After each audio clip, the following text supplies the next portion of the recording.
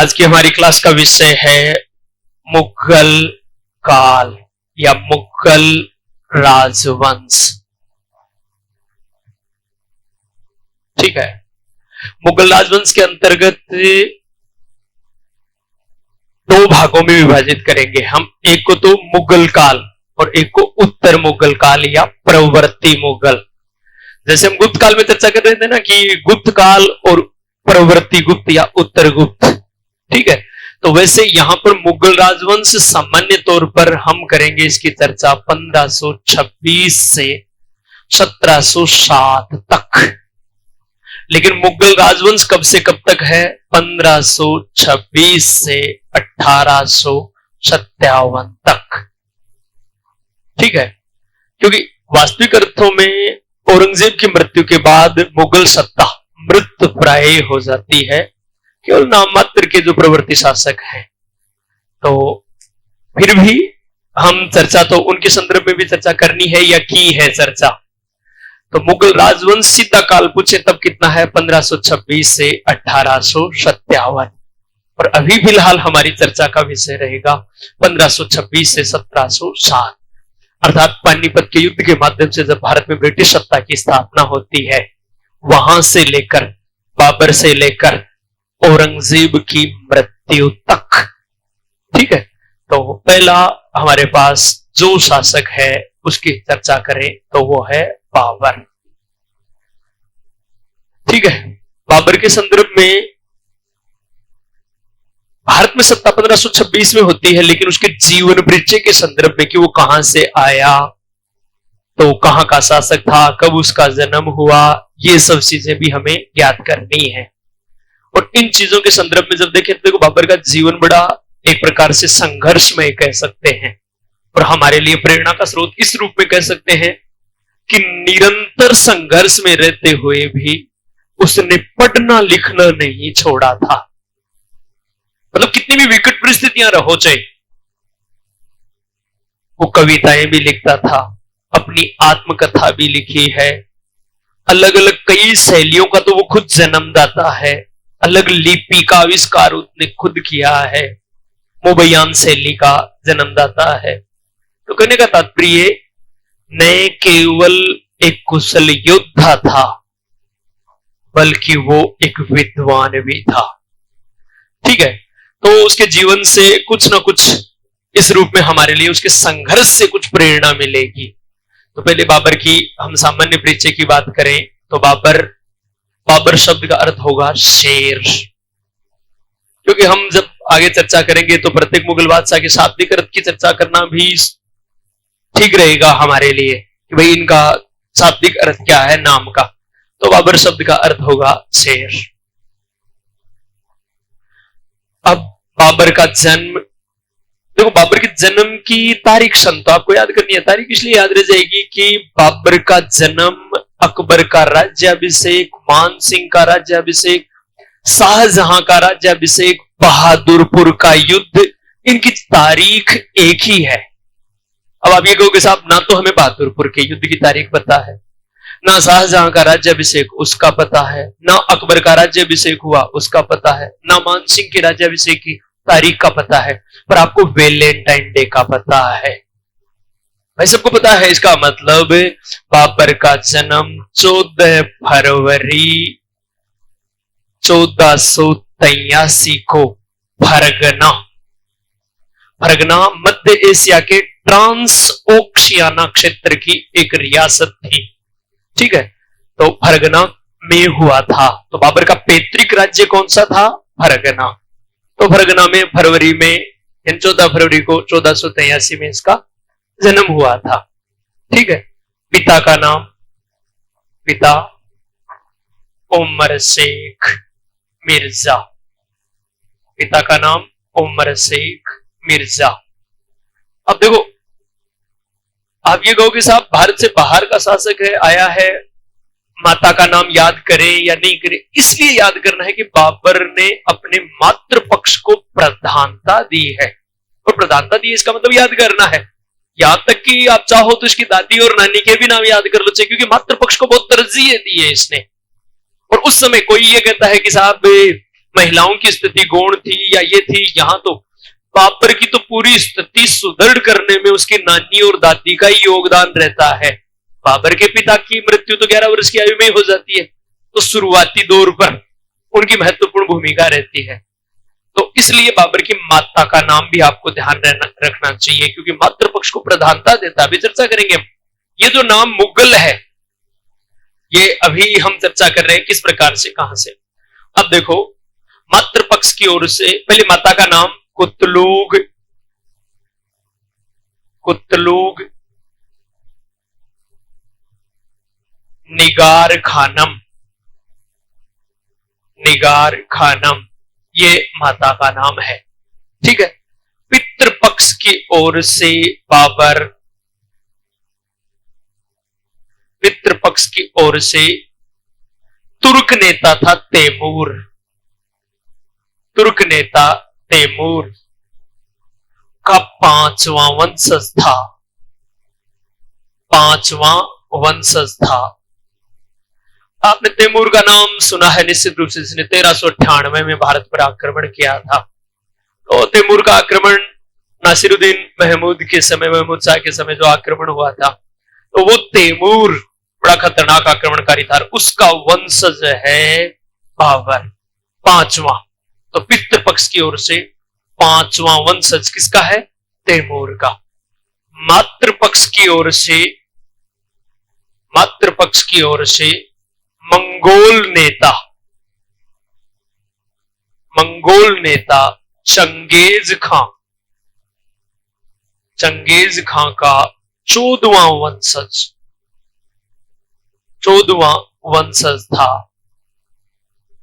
क्योंकि मातृपक्ष को प्रधानता दी, इसलिए पूछ सकते हैं। और वो प्रसिद्ध नेता जिसका वंश भाई उस पीढ़ी से है, ये मातृपक्ष की ओर से मंगोल नेता चंगेज खां की पीढ़ी का है, मातृपक्ष की ओर से 14वां वंशज। याद रह जाएगा क्या? देखो यहां एक ट्राइंगल बन रहा है, गौर से देखना, बोर्ड की तरफ, बोर्ड की तरफ देखना। पितृ 5वां, पितृ 5वां, चंगेज 14वां, चंगेज 14वां। इसका मतलब देखो, चंगेज खां का 14वां वंशज है, तो पितृपक्ष की ओर से तो नहीं है, क्योंकि पितृपक्ष की ओर से तो जिसका भी है 5वां है। बात समझ आ रही है? पितृपक्ष की ओर से जिसका भी वंशज है वो 5वां वंशज है, तो फिर 5वां किसका हुआ? तैमूर का। अपने आप याद रह जाएगी। देखो एक ट्रायंगल बन रहा है यहां पर कि पितृपक्ष की ओर से 5वां वंशज है, जिस किसी का भी है। बाद में बात करेंगे। 2 नेता है, एक तैमूर का, एक चंगेज खां का। और चंगेज खां का 14वां वंशज है, इसका मतलब वो मातृपक्ष की ओर से है, क्योंकि पितृपक्ष की ओर से जिसका भी है उसका तो 5वां वंशज है।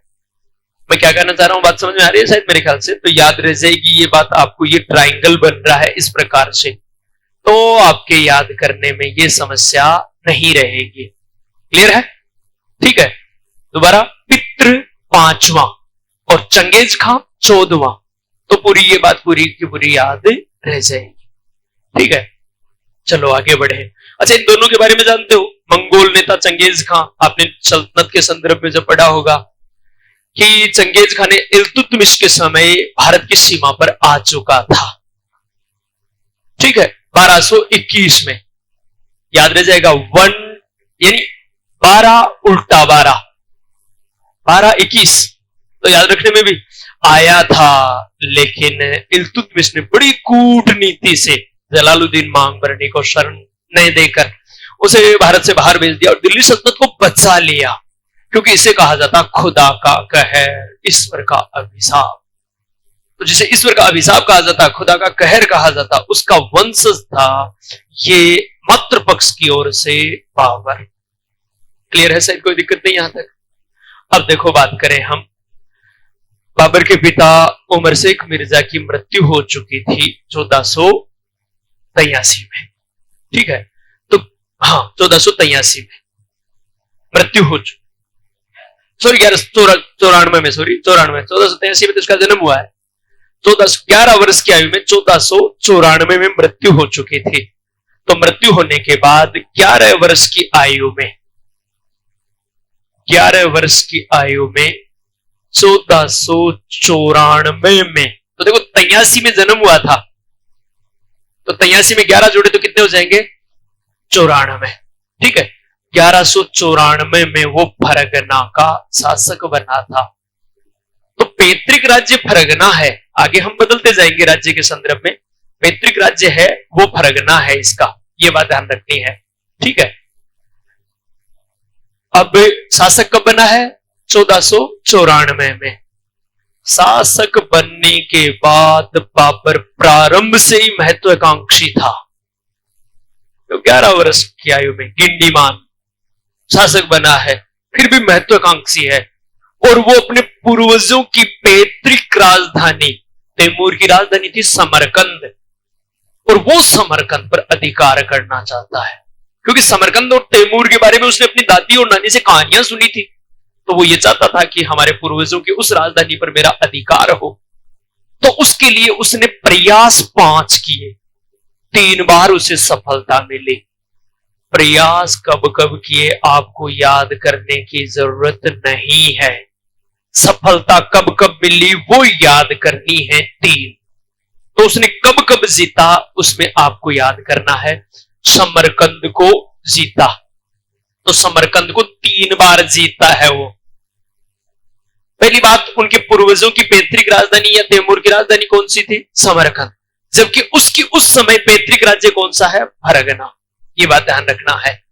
ठीक है, अब देखो 3 बार जीता, तो कब? एक पहली बार 1497 में, फिर 1500 में, और फिर उसके बाद में जीता 1511 में। ठीक है, 3 बार। हालांकि हम यहां कई बार 1501 भी दिया हुआ आता है, तो 1500 नहीं होगा तो निश्चित रूप से 1501 दिया हुआ होगा। ठीक है, शायद कोई दिक्कत नहीं आएगी आपके। 2 में तो युद्ध वापस आ जाएगा, 2 में यहां पर, तो 1500 की बजाय 1501 भी दिया हुआ हो सकता है, और यहां 1497। तो ये बात सबसे ज्यादा यही पूछते हैं, पहली बार उसने समरकंद पर अधिकार कब किया? 1497 में समरकंद पर अधिकार किया, लेकिन 100 दिन तक ही रहा।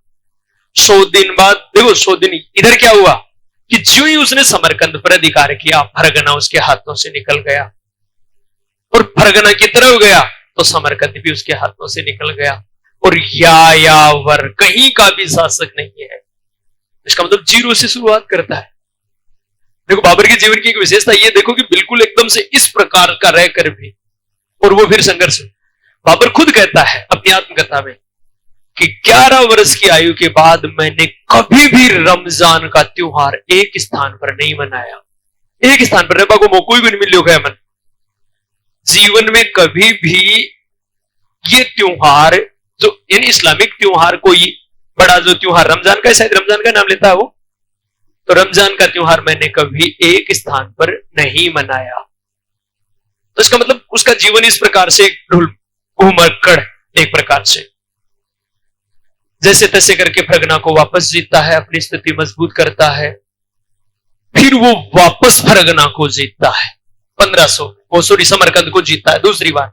पहली बार कब जीता? 1497 में समरकंद को। दूसरी बार कब जीता? 1500 में। लेकिन 1501 के सर ए पुल के युद्ध में, सर ए पुल का युद्ध, एक, अब यहां 1502 भी आ सकता है, 1501 और 2 दोनों आ जाए तो 1 करना है आपको। इसमें क्या किया है? 1 ही है, तो 1 1501 आपके नोट्स वाले में। ठीक है, तो ये बात ध्यान रखना। हालांकि पुराने जैसे कई इतिहासकार है 1501 मान रहे, कई 2 मान रहे हैं, लेकिन ज्यादा मानक 1 होगा इसमें। तो 1501 के सर ए पुल के युद्ध में इसने, यानी इसे पराजित कर दिया सेबानी खां उज़्बेक ने। चलो पराजित हो गया, पराजित हो गया तो वापस अब इसने सोच लिया कि अब मेरे लिए इधर इस दिशा में कोई जगह नहीं है, तो थोड़ी दिशा बदली जाए, पूर्व की ओर रुख किया जाए। और इस रुख के क्रम में इसने 1504 में काबुल को जीत लिया। ये आपको इसलिए याद रखना है काबुल विजय, क्योंकि बाबर ने जिस समय भारत पर आक्रमण किया था उस समय वो काबुल का ही शासक था। ये बात ध्यान रखना। बाबर भारत पर आक्रमण करता तो फरगना का शासक नहीं है, क्योंकि फरगना नहीं है उसके नियंत्रण में, क्या है, काबुल है। तो बाबर कहां का शासक था भारत पर आक्रमण करते समय? काबुल का शासक था। तो काबुल पर अधिकार किया तो किसको पराजित करके? मोहम्मद मुकीम, मिर्जा मोहम्मद मुकीम को पराजित करके काबुल पर अधिकार किया था। कब? 1504 में। ये बात याद रखनी है आपको, काबुल पर अधिकार 1504 में। सरेपुल का युद्ध 1501, 2 ज्यादा सही 1 होगा, 1 यहां 2 भी आ सकता है। ठीक है, किसको हराया है? सेबानी खां उज्बेक को। और उज्बेकों से जब भी इसका युद्ध होगा बाबर का इलाज होगा। तो बाबर ने यहां पहली बार एक रणनीति सीखी है, तुलगुमा पद्धति। तो तुलगुमा युद्ध पद्धति बाबर ने किससे सीखी थी? उज्बेकों से सीखी थी। ये बात आपको ध्यान रखनी है। ठीक है, तो सेबानी खां उज्बेक से ये युद्ध हुआ था, उज्बेक। और यहां तक कि सेबानी खां उज्बेक से बाबर को अपनी बहन का विवाह भी करना पड़ा था। ठीक है, और कुछ इतिहासकार ये भी कहते हैं कि यहां उसकी बहन ने भी बाबर के साथ थोड़ा सा विश्वासघात या जो भी है ऐसा कुछ। खैर, हमारे लिए वो विषय नहीं रहेगा। इतना ही, सरेपुल का युद्ध बाबर और सेबानी खां उज्बेक के मध्य हुआ है 1501-2 में, जिसमें बाबर की पराजय हुई। इस पराजय के बाद उसकी थोड़ी दिशा बदल गई, किधर चला गया? पूर्व की तरफ। तो उसने सबसे पहले काबुल को जीता। कब? 1504 में। ये आपके लिए महत्वपूर्ण है। काबुल विजय के बाद, काबुल को तो 1504 में जीता है, लेकिन 1507 में वो क्या करेगा? अपने पूर्वजों की पैतृक उपाधि क्या थी? मिर्जा। जैसे उमर शेख मिर्जा, बाबर का पूरा नाम जहीरुद्दीन बाबर था, तो मिर्जा जहीरुद्दीन बाबर। ठीक है, तो शायद इसमें लिखा हुआ होगा बाबर का नाम जहीरुद्दीन, नहीं लिखा हुआ है तो आप लिखोगे बाबर का नाम जहीरुद्दीन मोहम्मद बाबर। ठीक है, तो उनकी उपाधि जो मिर्जा थी, बाबर ने क्या किया? 1507 में पैतृक उपाधि मिर्जा का त्याग किया और उसके स्थान पर एक नई उपाधि धारण की, बादशाह की उपाधि, जिसे हम लोग क्या कहते हैं? बादशाह की उपाधि। देखो, आप ध्यान रखना ये बात। पहली बात, पैतृक उपाधि क्या थी? मिर्जा। तो मिर्जा की उपाधि का त्याग कब किया? 1507 में। फिर नई उपाधि, बादशाह की उपाधि धारण करने वाला पहला शासक बाबर ही है, इसलिए प्रथम बादशाह कौन होगा? बाबर। बाबर ने ये बादशाह की उपाधि धारण की है। तो अब देखो, जैसे सल्तनत काल में आपने पढ़े तो वहां तो अलग अलग वंश पढ़े थे, आपने अलग अलग कबीले पढ़े थे। खुद एक वंश में ही कई कबीले पढ़ लिए। जैसे आपने गुलाम वंश पढ़ा तो वहां पर भी आपने कबीलों के अलग के संदर्भ में अलग अलग पढ़े। फिर आपने खिलजी के बारे में पढ़ा, अलग अलग पूरे उस काल में, यानी 1207 से लेकर 1526 के काल में आपने 5 वंश पढ़े। ठीक है, और उन 5 वंशों में भी आपने अलग अलग बीच बीच में कुछ वंश ऐसे जिनका आपस में एक दूसरे से कोई लेना देना नहीं था। मुगल काल में पूरी एक ही पीढ़ी चलेगी, किसकी? बाबर की पीढ़ी। यहां तक, कहां तक? 1526 से लेकर 1857 तक एक व्यक्ति की पीढ़ी चलेगी। ये पूरी एक बात रहेगी। और एक व्यक्ति की पीढ़ी है तो सल्तनत काल तो वहां हमने नाम क्यों रखा? क्योंकि उस काल में अलग अलग थे, लेकिन सबकी उपाधि प्राय सुल्तान थी। इस काल में सबकी उपाधि क्या होगी? बादशाह की उपाधि। वहां तो उपाधि की सिमिलरिटी ये थी कि सबकी उपाधि क्या थी? सुल्तान। मुगल काल में रहेगी बादशाह, इसलिए बादशाहों का काल है। लेकिन बाबर तुर्की के एक कबीला था चगताई तुर्क, तो चगताई तुर्क था, और चगताई तुर्क का ही दूसरा नाम है मुगल। ठीक है, चगताई कबीले का ही नाम था मुगल। तो परिणामतः उस वंश के आधार पर इसने अपना नाम मुगल रख दिया, इस वंश का नाम उपाधि के आधार पर नहीं रखकर। और जब खुद इन्होंने मुगल नाम रखा तो हम फिर इनको मुगल राजवंशी कहते हैं। तो ये बात यहां पर यह ध्यान रखनी है कि इनकी पैतृक, मुगलों की पैतृक उपाधि क्या थी? मिर्जा। लेकिन अब इसने क्या किया, बादशाह की उपाधि धारण कर ली। तो भारत आने से पहले ये बादशाह की उपाधि धारण कर चुका है। कब? 1507 में। 1507 में इसने क्या किया, कंधार विजय कर ली। अगर कर्म पूछे तो ध्यान रखना, कंधार विजय से पहले है बादशाह की उपाधि। ठीक है, कंधार विजय से पहले है, काबुल विजय के बाद है, काबुल विजय के बाद है, लेकिन 1507 तो कंधार विजय। ठीक है। और अच्छा, अगले वर्ष हुमायूं का जन्म होता है 1508 में, अगर कर्म की बात पूछे, लेकिन वो तो हम हुमायूं के संदर्भ में बात करेंगे, जब हुमायूं के संदर्भ में बात होगी तब बात करेंगे। अब देखो, कंधार को जीत लिया, काबुल को जीत लिया, अब वापस काबुल विजय, कंधार जीत लिया, एक दो क्षेत्रों को और जीतने के बाद वापस वो पैतृक क्षेत्र, वो पूर्वजों का क्षेत्र कौन सा, समरकंद, उसको जीतने का प्रयास करेगा, जीत लेगा 1511 में। लेकिन बाद में एक युद्ध होगा, और वो युद्ध कौन सा होगा, कुल ए मलिक का युद्ध 1512 में। 1512 में होगा कुल ए मलिक का युद्ध।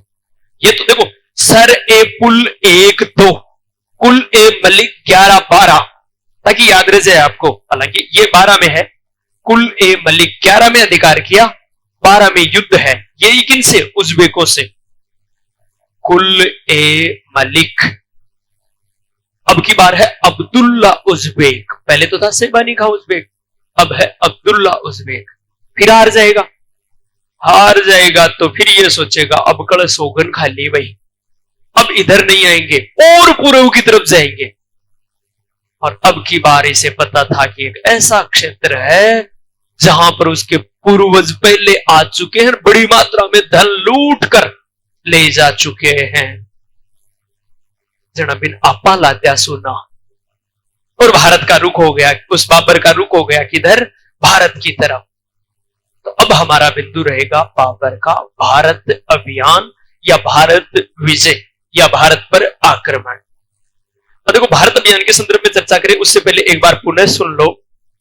बाबर का जन्म 14 फरवरी 1483 को फरगना, ट्रांस ओशियाना, मध्य एशिया के फरगना में हुआ था।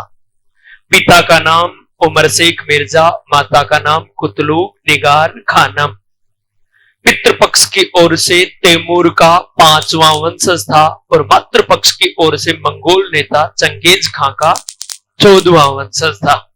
ठीक है, तो पितृपक्ष की ओर से वो तुर्क था, तुर्क नेता तैमूर का वंशज था, और मातृपक्ष की ओर से वो मंगोलों का वंशज था। याद रह जाएगी बात। 11 वर्ष की आयु में 1494 में वो फरगना का शासक बना। उसके बाद में उसने समरकंद को जीतने के प्रयास किए, 3 बार उसने समरकंद को जीता। 1497, 1500 या 1501 और 1511। 1501 और 11 में वो 12 में 2 युद्धों में हारेगा उज्बेकों से। पहले सर ए पुल के युद्ध में, देखो सर है तो सेबानी खां, आपके गड़बड़ ना हो, सर ए पुल है तो सेबानी खां उज्बेक, और कुल्ले मलिक है तो फिर अब्दुल्ला उज्बेक। ठीक है, इनसे वो पराजित हो जाएगा। तो फिर वो समरकंद को जीतने का विचार त्याग देगा, छोड़ देगा। क्लियर है शायद, कोई दिक्कत नहीं। अब बात, उसने 1504 में काबुल को जीता, और काबुल भारत पर जब आक्रमण करेगा तो वो काबुल का ही शासक रहेगा। काबुल विजय के बाद 1507 में उसने अपने पूर्वजों की पैतृक उपाधि क्या थी, मिर्जा, उसका तो त्याग कर दिया, और उसके स्थान पर बादशाह या बादशाह की उपाधि धारण की। कब धारण की? 7 में। अगले वर्ष उसने अगले वर्ष नहीं, उसी वर्ष उसने कंधार को जीत लिया 7 में, और अगले वर्ष हुमायूं का जन्म होता है 8 में। यहां तक कोई दिक्कत नहीं शायद मेरे ख्याल से। अब बात करें उसके भारत अभियान की। भारत अभियान, बाबर का भारत अभियान। देखो, भारत अभियान में बाबर का पहला आक्रमण भारत पर होगा। पहले हम बात करें प्रथम आक्रमण की, तो प्रथम आक्रमण भारत पर हुआ, वो हुआ 1519 में। कहां हुआ? बाजोर और भेरा। ठीक है, पहला आक्रमण कहां हुआ है? बाजोर और भेरा में। क्लियर है, कोई दिक्कत नहीं। ध्यान रखना, बाबर ने पहली बार, भारत में पहली बार तोपखाने का प्रयोग बाबर ही करता। बारूद का प्रयोग तो विजयनगर और बेमनी राज्य का युद्ध होता है, तो वहां बेमनी राज्य द्वारा किया जाता है सल्तनत काल में। ठीक है, तो बारूद का प्रयोग, लेकिन वो तो केवल बारूद के ढेर का है। तोपों द्वारा, तोपखाने द्वारा बारूद का प्रयोग, तोपों का सबसे पहले प्रयोग बाबर करता है 1519 में बाजोर के किले को, पाकिस्तान क्षेत्र में है। इस बाजोर के किले को, सॉरी भेरा के किले को तोड़ते समय, बाजोर भेरा पहला आक्रमण है, लेकिन भेरा के किले को तोड़ते समय सबसे पहले 1519 में तोपखाने का प्रयोग करता है। भेरा के किले को, तोपखाने का पहला प्रयोग भेरा के किले को तोड़ते समय करता है। चलो देख लेते हैं अभी इसको, एक मिनट देखते हैं। हाँ,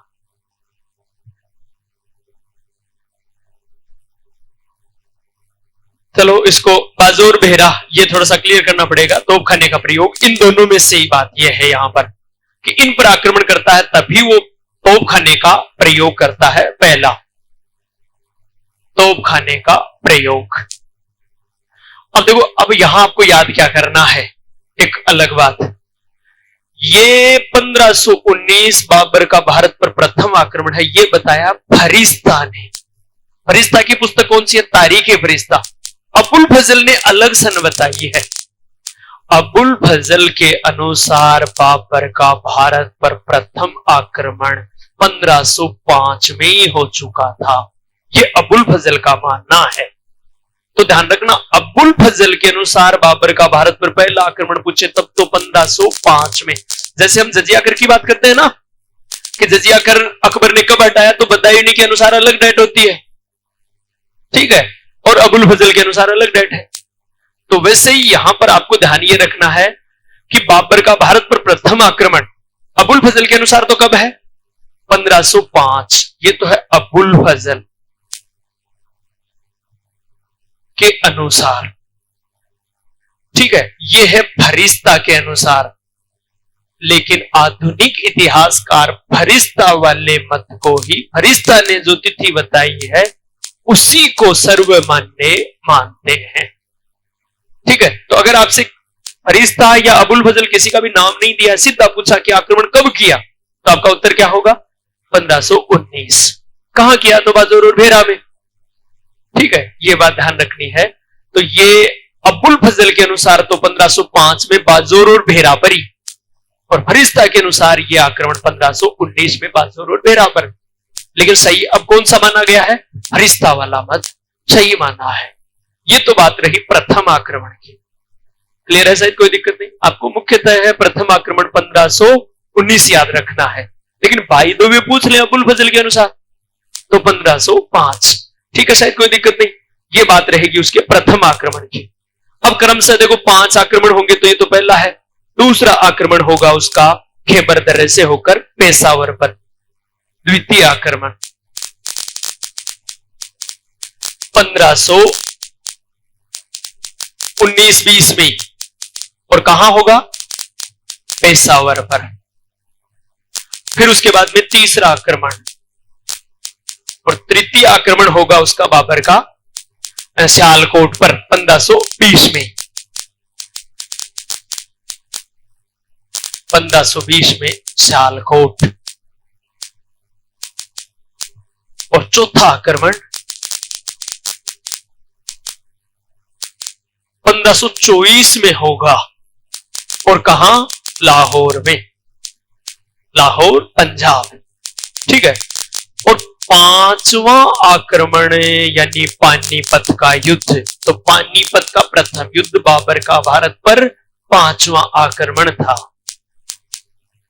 5वां आक्रमण 1526, और ये क्या था? पानीपत का युद्ध। पानीपत युद्ध यानी इब्राहिम लोदी पर था। ठीक है, ये बात रही इनके संदर्भ में। पहला आक्रमण कब? 1519 में। दूसरा आक्रमण 1920 में। तो तीसरा 20 में। पहला बाजोर और भेरा, दूसरा पेशावर, तीसरा सियालकोट, चौथा लाहौर और पानीपत पांचवा है। देखो अहमद शाह अब्दाली का भी पांचवा आक्रमण पानीपत का तीसरा युद्ध होगा। वहां भी तो हम मराठों के संदर्भ में चर्चा करें तब, और यहां भी ये बात आपको याद रखनी है कि 1526 में जो पानीपत का युद्ध है बाबर का, वो भारत पर पांचवा आक्रमण है। ठीक है, अब देखो एक एक करके इन युद्धों की भारत में चर्चा करें। सबसे पहले बात,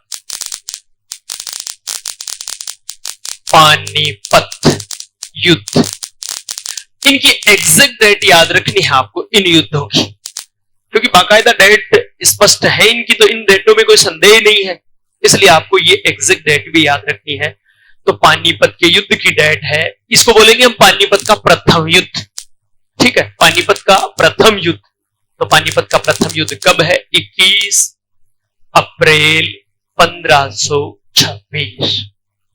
ठीक है, किन के मध्य? तो बाबर और दिल्ली के सुल्तान इब्राहिम लोदी के मध्य। पूरी डिटेल के बारे में अलग से चर्चा करेंगे, पहले हम नाम लिख लें इनका। फिर दूसरा युद्ध खानवा युद्ध, कब?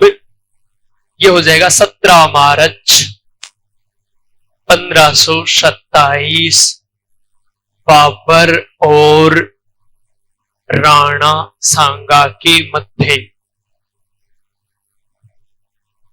राणा सांगा यानी संग्राम सिंह, मेवाड़ के शासक राणा संग्राम सिंह के मध्य। फिर तीसरा चंदेरी युद्ध, चंदेरी युद्ध ये होगा 28 में। 28 रे 29, तो 29 क्यों क्रिया 500 गठा हो, जनवरी 1 गठा दिया तो 1500, ये हो गया 28। बाबर और चंदेरी के मेदिनी राय, मेदिनी राय के मध्य। फिर घाघरा युद्ध,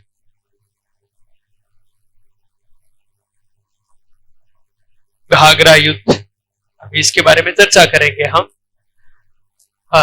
यह है 1529 और 1529 है तो ये होगा, मैंने 26 लिख दिया सॉरी, ओके गुड़ा दियो नहीं 29 वो गुड़तुशी अतुत है उच्चिको पाको आशीठिन, और ये आ जाएगा कहां पर?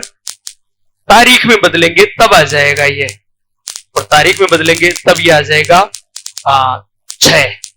तो 6 का मतलब जून और फिर मई यानी 5 उल्टा, तो 6 मई 1529 किनके मध्य? बाबर और अफगानों के मध्य। अब अफगानों में कौन थे ये चर्चा करते हैं हम अभी थोड़ी देर में। अब देखो एक एक करके ये बात क्रमशः है देखो, और बाबर की फिर मृत्यु हो जाती है 30 में, 26 दिसंबर 1530 को बाबर की मृत्यु हो जाती है। ठीक है, तो लगातार देखो लगातार युद्ध में रहा है भारत में आने के बाद। अब बात करें हम सबसे पहले पानीपत युद्ध की। पानीपत का युद्ध बाबर का भारत पर 5वां आक्रमण है, पहले चर्चा कर चुके हैं। इस समय बाबर को भारत आक्रमण करने के लिए आमंत्रित किया गया है बाबरनामा के अनुसार।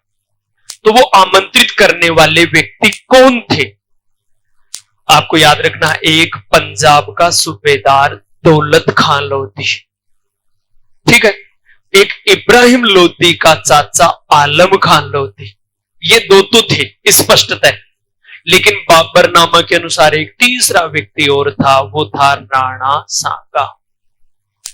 तो बाबरनामा के अनुसार 3 व्यक्ति हो गए। दौलत खान लोधी जो पंजाब का सूबेदार था, तो उस समय पंजाब का सूबेदार कौन था? दौलत खान लोधी, और उसका चाचा आलम खान। अच्छा, दौलत खान लोधी और इन आलम खान लोधी ने भेजा किसको है दूत बनाकर? दिलावर खान को। वो खुद नहीं गए हैं, उन्होंने अपना दूत भेजा है, विशेष तौर से पंजाब के दौलत खान लोधी ने किसको भेजा था दूत बनाकर? दिलावर खान को दूत बनाकर भेजा। इब्राहिम लोधी का चाचा उससे असंतुष्ट था, नाराज था, और पंजाब का सूबेदार भी उससे नाराज था। तो दोनों इब्राहिम लोधी का पतन चाहते थे, इसलिए वो सहारा लेना चाहते थे किसका? बाबर का। और ऐसा बाबर कह रहा है कि सांगा भी इस इब्राहिम लोदी को पराजित करना चाहता था और उसमें मेरा सहयोग लेना चाहता था। तो ये उनके पीछे मंतव्य ये था उसको बुलाने के पीछे कि अपने पूर्वजों की बातें लुटेरा होगा, लूट कर चला जाएगा तो इसकी शक्ति कमजोर हो जाएगी, तो पीछे से हम इसके क्षेत्रों पर अधिकार कर लेंगे। खैर जो भी हो, तो परिणामतः बाबर ये कह रहा है कि इसलिए मैंने आक्रमण किया। युद्ध हुआ इब्राहिम लोदी और बाबर के मध्य, दोनों के मध्य। और इस युद्ध में इब्राहिम लोदी का साथ दिया था, ग्वालियर का शासक था विक्रमजीत। विक्रमजीत और इब्राहिम लोदी लड़ते हुए मारे जाते हैं और दिल्ली और आगरा पर अधिकार हो जाता है किसका? बाबर का। अच्छा, आपको पता होगा इब्राहिम लोदी दिल्ली सल्तनत का एकमात्र सुल्तान है जो युद्ध भूमि में लड़ते हुए मारा गया है। हालांकि गणकरा मरा तो गणगड़ा की मौत थी, लेकिन लड़ते हुए युद्ध भूमि में मारा जाने वाला सुल्तान कौन सा है? इब्राहिम लोदी, जो अंतिम सुल्तान है किसका? दिल्ली सल्तनत और लोदी वंश का।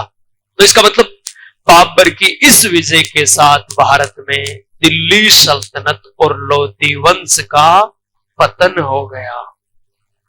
दिल्ली सल्तनत के शासन का पतन हो गया और लोदी वंश का पतन हो गया। दोनों का अंतिम कौन था? इब्राहिम लोदी। और एक नए साम्राज्य की स्थापना हो गई। वो नया साम्राज्य कौन सा था? मुगल राजवंश। नई सत्ता स्थापना। तो भारत में मुगल साम्राज्य की स्थापना कब हुई? 1526 में। किस युद्ध के माध्यम से? पानीपत के प्रथम युद्ध के माध्यम से। पानीपत विजय के बाद बाबर सबसे पहले तो गया ओलिया की मजार पर। दिल्ली में है ना निजामुद्दीन औलिया की मजार, तो ओलिया की मजार पर। और फिर उसके बाद में गया है काकी की मजार पर। काकियन शेख कुतुबुद्दीन बख्तियार काकी। याद रखोगे, दोनों का क्रम पूछते पहले तुरंत किसकी मजार पर गया है, तो याद रह जाएगा ओले काकी, दिल्ली जीतली। तो ओले यानी पहले औलिया की मजार पर, फिर काकी की मजार पर गया है, उनको बताने के लिए कि आपके आशीर्वाद से मैंने दिल्ली फतह कर ली है। बात समझ आ गई यहां पर? तो 24 को तो चला जाता है वहां ओलिया की दरगाह पर, अगले दिन 25 को चला जाता है काकी की दरगाह पर। यह बात आपको याद रखनी है, ठीक है। ऐसी कुछ बातें पानीपत के संदर्भ में है, तो आपको पानीपत की बाकी और कोई ज्यादा याद रखने की जरूरी नहीं है। हाँ, पानीपत विजय के बाद उसने काबुल का शासक था, तो काबुल वासियों को सिक्के यानी चांदी के सिक्के, और इस कारण बाबर को कलंदर की उपाधि मिली कि वो चांदी के सिक्के वितरण करने के लिए। उस बाबर के चांदी के सिक्के का नाम क्या था? शाहरुख। ठीक है, तो शाहरुख या शाहरुख ही बाबर द्वारा प्रचलित चांदी के सिक्के का नाम था, और वो चांदी के सिक्के बाबर ने वहां पर वितरण किए थे। परिणाम तब से कलंदर कहा गया। अगली बात करें हम खानवा युद्ध की, तो यद्यपि हम राजस्थान के संदर्भ में चर्चा कर चुके हैं खानवा युद्ध की, फिर भी थोड़ा सा बात ध्यान रखनी है आपको कि पहली बात, इन दोनों के मध्य संघर्ष के कारण क्या थे? एक, दोनों की विस्तारवादी नीति, दोनों ही अपने अपने साम्राज्य का विस्तार करना चाहते थे।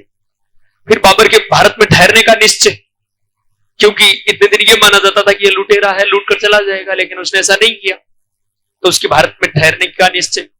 फिर बाबरनामा के अनुसार राणा सांगा का विश्वासघात, भाई बाबर ये आरोप लगा रहा है कि इसने मुझे आमंत्रित किया था, सही हो, ये कहा था कि अगर एक तरफ से तुम आक्रमण करोगे तो दूसरी तरफ से मैं करूंगा, लेकिन मैं आगरा तक आ गया, इस काफिर ने मेरी कोई सहायता नहीं की, इसलिए मैं इसे दंड देने के लिए आया।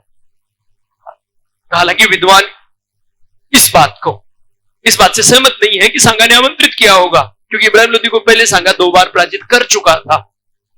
ठीक है, तो यहां पर कहने का तात्पर्य, इस युद्ध में भी ये युद्ध हुआ है कारण एक साम्राज्यवादी नीति, दूसरा सांगा का विश्वासघात बाबरनामा के अनुसार, बाबर का भारत में ठहरने का निश्चय, ये कुछ कारण थे। इन्हीं कारणों से ये युद्ध हुआ। ठीक है, युद्ध में किस किसने क्या भाग लिया, और हम पहले व्यापक राजस्थान के संदर्भ में ये चर्चा कर चुके हैं कि यहां सांगा ने पाती पर्वन की परंपरा का निर्वहन किया था, जिसमें राजपूत राजाओं जैसे मारवाड़ का था तो कौन? राव गंगा, लेकिन मालदेव ने भाग लिया था। ऐसे बीकानेर का शासक तो कौन था? रावजेद सिंह, लेकिन उसके बेटे कल्याणमल ने भाग लिया था इस युद्ध में। आमेर का पृथ्वीराज कछुआ था, फिर झाला अज्जा है, तो इन लोगों ने यहां पर झाला सज्जा है, शादरी का था, इन लोगों ने इस युद्ध में भाग लिया। और इस युद्ध में 2 मुस्लिम सेना नायक थे, वैसे 3 मुस्लिम सेना नायक थे जो सांगा की ओर से थे। एक मेवात का सरदार हसन खां मेवाती, एक इब्राहिम लोदी का भाई महमूद लोदी, एक नागौर का खानजादा।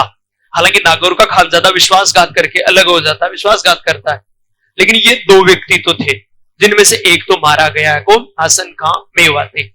महमूद लोदी पराजय के बाद चला जाता है और आगे फिर संघर्ष करता है। आगे नाम आएगा, घाघरा युद्ध में वही होगा, महमूद लोदी होगा, अफगानों का नेता। ठीक है, तो इस युद्ध में राणा सांगा की पराजय होती है और बाद में सांगा की मृत्यु हो जाती है। विजय में तो देखो बाबर सभी युद्धों में जीतेगा, इसलिए समय बाबर का गुड लगा दे उसे, और बाबर के सामने वाला है उसकी हार होगी। इस खानवा युद्ध को बाबर ने जिहाद घोषित किया था। ये बाबर के जीवन का पहला युद्ध था जिसे बाबर ने जिहाद घोषित किया था, और जिसमें जीतने के बाद बाबर ने गाजी की उपाधि धारण की थी, धर्म युद्ध में विजेता की उपाधि धारण की थी। तो बाबर भारत में 2 युद्धों को जिहाद घोषित करता है, जिनमें से पहला युद्ध कौन सा है? खानवा का युद्ध, इसको जिहाद घोषित किया था। ठीक है, और इसके बाद में धर्म युद्ध यानी गाजी की उपाधि धारण की थी। धर्म युद्ध में विजेता की, जिहाद का मतलब धर्म युद्ध, गाजी यानी धर्म युद्ध का विजेता। ठीक है, फिर चंदेरी का युद्ध मेदिनी राय से, इसको भी बाबर ने जिहाद घोषित किया था। और यहां बाबर ने थोड़ा सा, बाबर के सैनिकों ने या बाबर ने थोड़ा एक कठोरता का, निर्दयता का परिचय दिया, क्योंकि यहां क्या किया कि जो सैनिक मरे हुए, मेदिनी राय के जो सैनिक मारे गए हैं, उन सभी के सरों से मुंडियां काट ली गई और उनकी मीनार छिनवाई गई। तो यहां सैनिकों के सरों से एक मीनार कि उस जीत के उपलक्ष्य में ऐसा उल्लेख मिलता है। तो खैर यहां थोड़ा सा ऐसा कह सकते हैं कि निर्दयता का परिचय दिया बाबर ने। जो भी हो, यहां हमें याद ये रखना कि इस युद्ध को भी बाबर ने जिहाद घोषित किया था। फिर बात करें हम घाघरा का युद्ध की। घाघरा नदी के किनारे है, इसलिए इसका नाम घाघरा युद्ध है।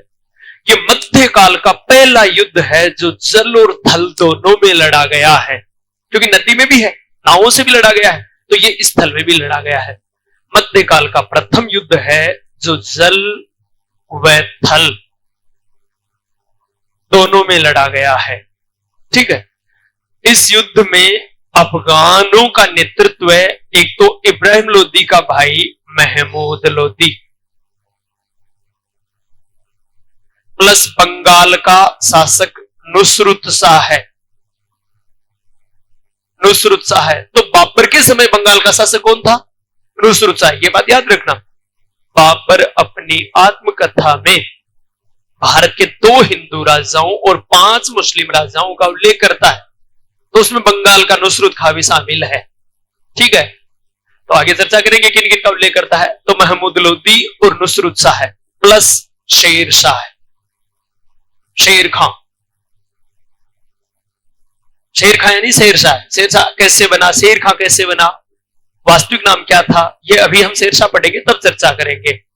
बड़ा इंटरेस्टिंग टॉपिक है शेरशाह सूरी, उसके संदर्भ में हम अलग से, क्योंकि देखो यहां तो क्या है, फैक्ट है। शेरशाह सूरी में फैक्ट के अलावा उसका जीवन भी रोमांचित है, अलग कहानियां हैं, तो उसकी अलग बात होगी वो थोड़ी। और देखो यहां अफगानों में एक बात ध्यान रखना, ये शेर खां चंदेरी युद्ध में मुगलों के साथ है। अगर ये पूछे कि किस युद्ध में शेरशाह सूरी मुगलों की ओर से लड़ा था, चंदेरी युद्ध में मुगलों की ओर से लड़ा था। किस युद्ध में सबसे पहले मुगलों के खिलाफ लड़ा था, तो घाघरा के युद्ध में सबसे पहले उनके खिलाफ लड़ा है। क्योंकि शेरशाह सूरी का जो संघर्ष है मूलतः हुमायूं से होगा, लेकिन हुमायूं से पहले बाबर से भी उसका संघर्ष हुआ है। किस युद्ध में? इस घाघरा के युद्ध में, क्योंकि ये अफगान है। महमूद लोदी अफगान था, इब्राहिम लोदी का भाई। ठीक है, फिर नुसरत शाह बंगाल का जो शासक था वो अफगान था, शेर खां अफगान था, तो इनका तीनों का गठबंधन हो गया, पराजित हो गए। पराजित होने के बाद महमूद लोदी ने तो वही किया जो पूर्व के युद्धों में करता आया, पानीपत में, खानवा में, सब में भाग जाता तो इसमें भाग गया।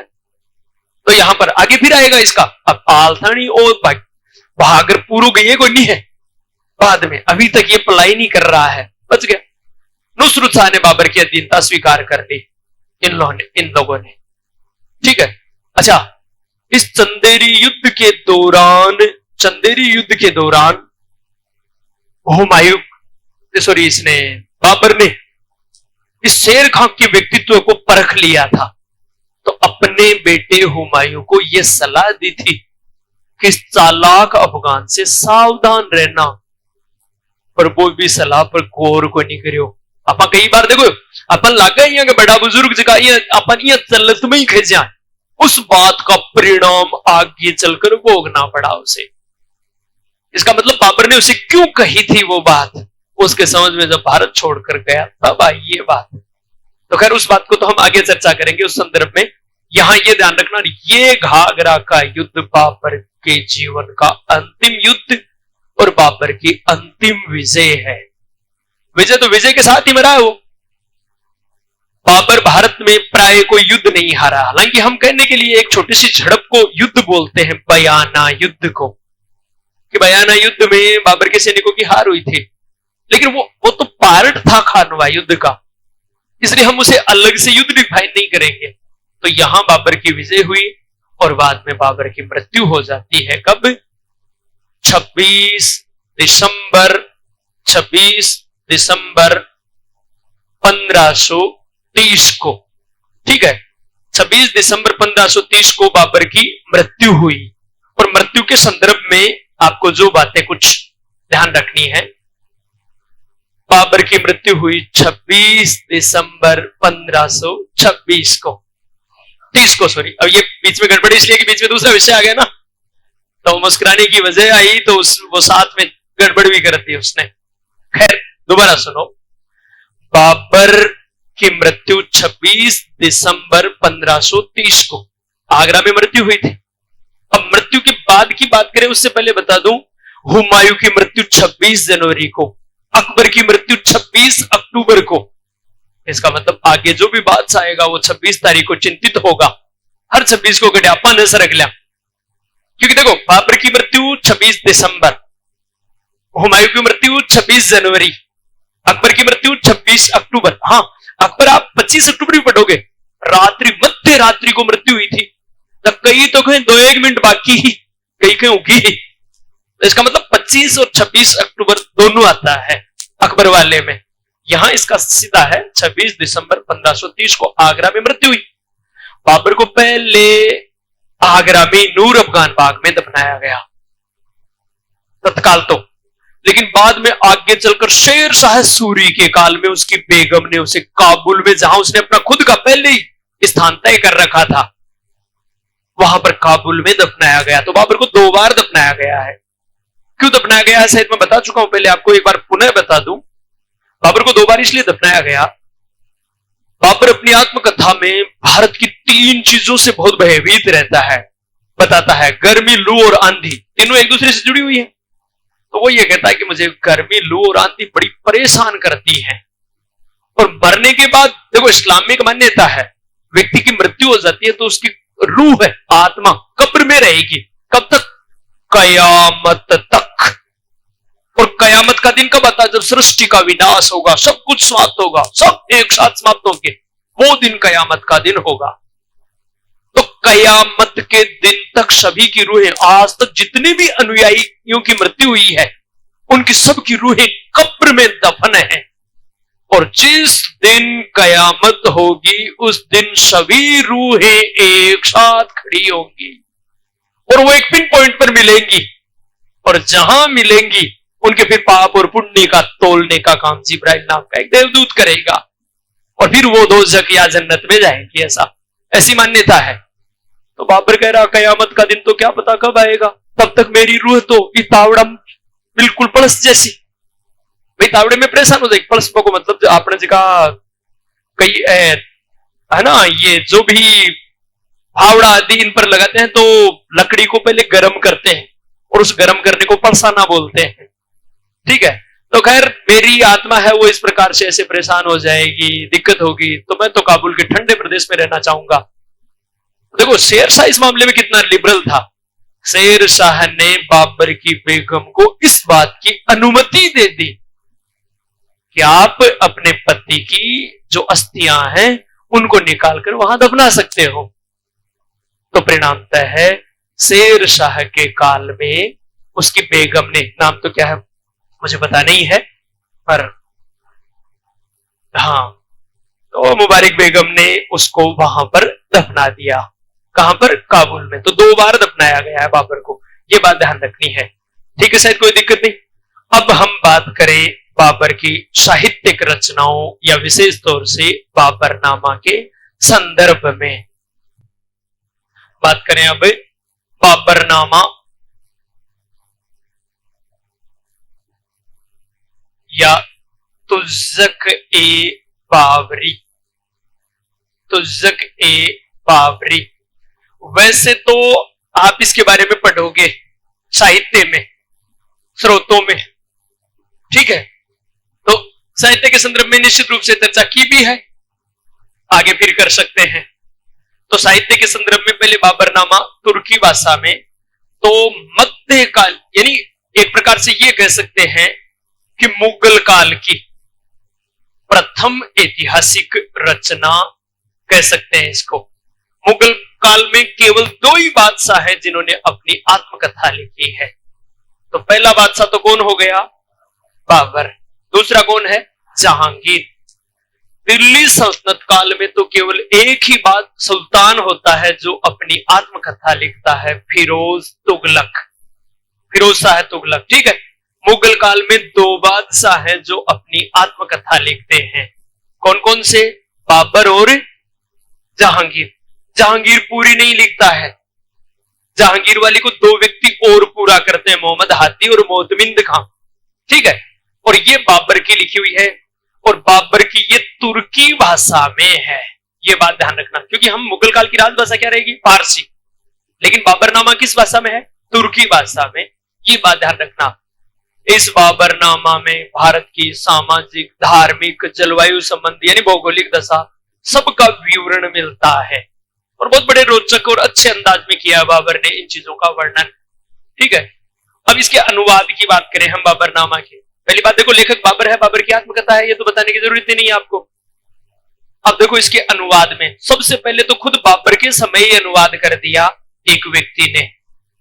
बाबर के समय ख्वाजा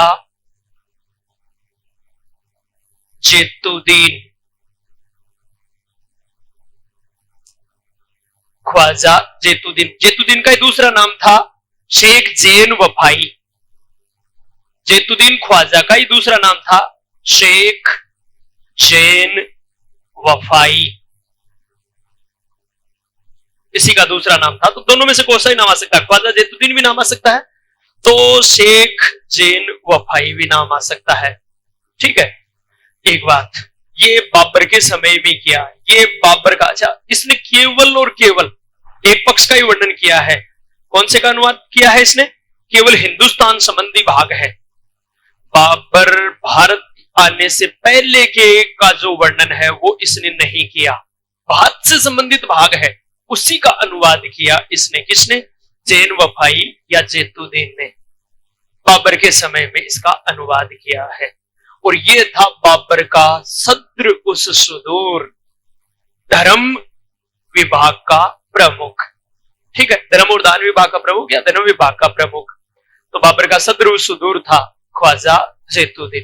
देखो बाबर का वजीर कौन था, वकील कौन था, अभी हम चर्चा करेंगे, आगे आएगी बात हुमायूं के संदर्भ में, याद भी रहेगा आपको। एक षड्यंत्र की बात करेंगे हम, उस संदर्भ में वो याद रहेगा आपको, ठीक है। तो बाबर,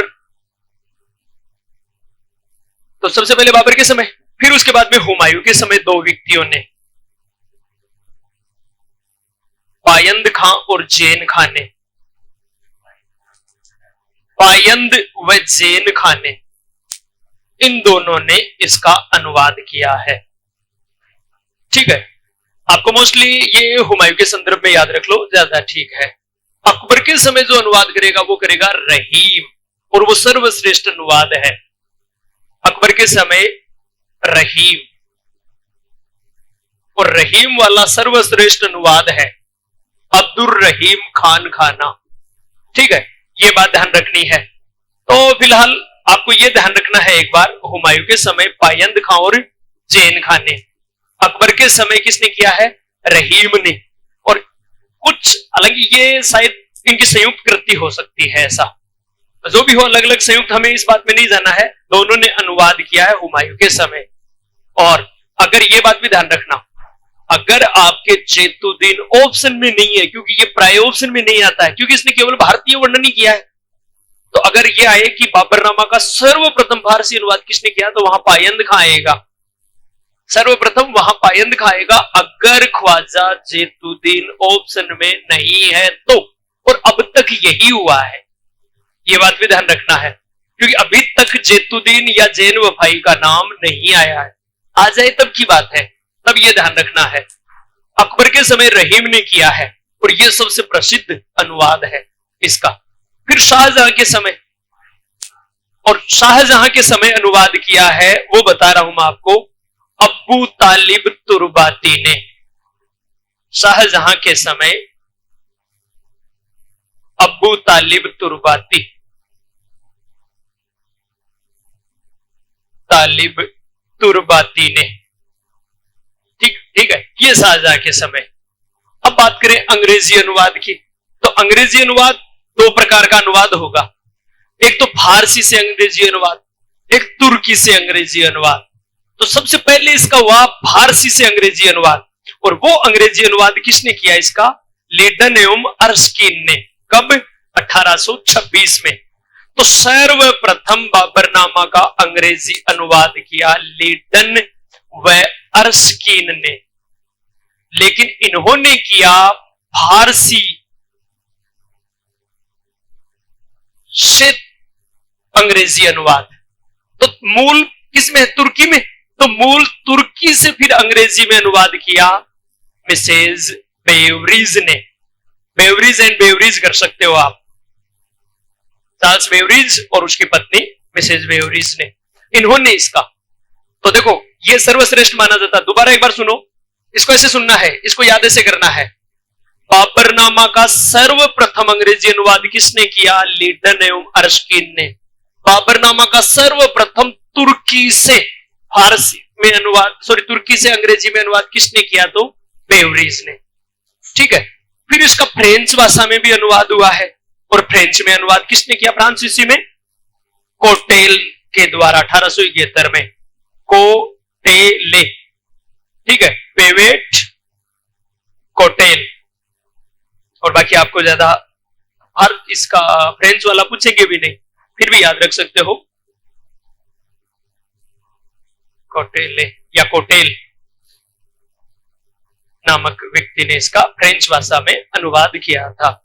ठीक है, अब अच्छा, बाबरनामा में बाबर के 18 वर्षों के का वर्णन में मिलता है, 18 साल का। मूल क्या क्या बातें हैं? तो सड़क मापने की इकाई, गजे बाबरी का उल्लेख है, और उसने 4 प्रकार की जलवायु बताई है, और वो ये कहता है कि भारत में चौथी प्रकार की जलवायु नहीं है, और वो सर्वश्रेष्ठ बताता है। तो भारत 3 जलवायु तो पाई जाती है, लेकिन चौथी जलवायु है वो भारत में नहीं पाई जाती है। कारीगरों की प्रशंसा करता है, बड़ी संख्या में कारीगरों का देश ही कहता है वो बाबर भारत को। ठीक है, वनस्पति आदि का वर्णन करता है वो। पशुओं में सर्वोत्तम किसको बताता है? हाथी को। और फलों में किसको? आम को। ठीक है, बस ये कुछ चीजें। इसके अलावा बाबरनामा में उसने 5 मुस्लिम राज्यों और 2 हिंदू राज्यों का उल्लेख किया है। कौन कौन से का अभी चर्चा कर रहे हैं हम। पहले देखो, हिंदू राज्य तो 2 ही हैं। तो एक तो मेवाड़, और मेवाड़ का शासक तो कौन था? राणा सांगा। ठीक है, फिर उसके बाद में दूसरा विजयनगर, और विजयनगर का कौन था? कृष्णदेव राय। और कृष्णदेव राय को भारत का सबसे शक्तिशाली शासक बताया है। ठीक है, ये 2 तो हिंदू राज्य। फिर 5 मुस्लिम, उसमें पहला दिल्ली व आगरा, और यहां का कौन था? इब्राहिम लोदी। इब्राहिम लोदी। दूसरा फिर बंगाल, बंगाल का कौन था? अभी थोड़ी देर पहले हमने चर्चा की थी, नुसरत शाह है, बंगाल का नुसरत शाह है। ठीक है, फिर गुजरात का, गुजरात देखो, गुजरात का कैसे याद रहेगा कि सांगा का समकालीन किसी भी राज्य का होगा तो प्रथम और द्वितीय में से द्वितीय चयन करना है आपको। और आपको पता है सांगा का बाबर से युद्ध होता होगा, इसका मतलब से मालवा का पूछे तो भी द्वितीय होगा, गुजरात का पूछे तो भी द्वितीय होगा। सांगा का समकालीन कोई भी शासक अगर अपने राज्य में प्रथम और द्वितीय या तृतीय है तो द्वितीय आएगा इसके समय। तो गुजरात का था मुजफ्फर खान, मुजफ्फर खान द्वितीय, और मालवा का महमूद खिलजी द्वितीय, महमूद खिलजी द्वितीय।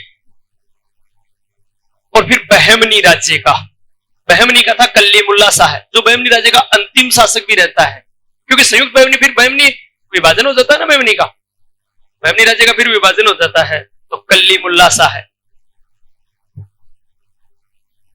वैसे विभाजन 1526 में हो जाता है बहमनी का, कलीमुल्ला शाह है। ये बहमनी राज्य का अंतिम सुल्तान भी रहता है संयुक्त बहमनी का। तो ये 5 हो गए ना, 5, ये 5 मुस्लिम राज्य थे जिनका कि वो उल्लेख करता है। ठीक है, एक बाबर एक बात ये कहता है कि मैंने उत्तरी भारत की सभी नदियों को तैर कर पार किया है। तो बड़ी बात है कि मतलब बच्चों तैराक भी हो वो, और अटे भारत के मान बत्ती दूर वार फेर नद्यम तीर रहे हैं ना, बाकी तो किए है, जिसमें गंगा नदी को भी एक बार तैर कर पार करता है, वो ऐसा उल्लेख करता है। ठीक है, फिर अन्य रचनाओं में देखो, तुर्की भाषा का के जो क्या नाम,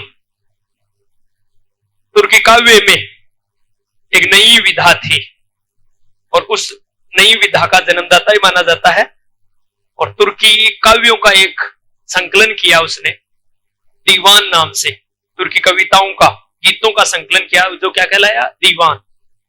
इसके अलावा उसने खत्ते बाबरी, वो जो शैली नई इजाद की उसका नाम था मुबैयान शैली, और खत्ते बाबरी या रिसाले उस सच नाम से उसने कुरान लिखी, और कुरान को फिर एक नई लिपि में, और वो फिर मक्का भेजी उसने, जिसे खत ए बाबरी या रिसाले उस सच कहा जाता है। ये बात रही बाबर के संबंध में बात। अब हुमायूं के संदर्भ में हम चर्चा करेंगे अगली क्लास में। तब तक के लिए जय हिंद, जय भारत।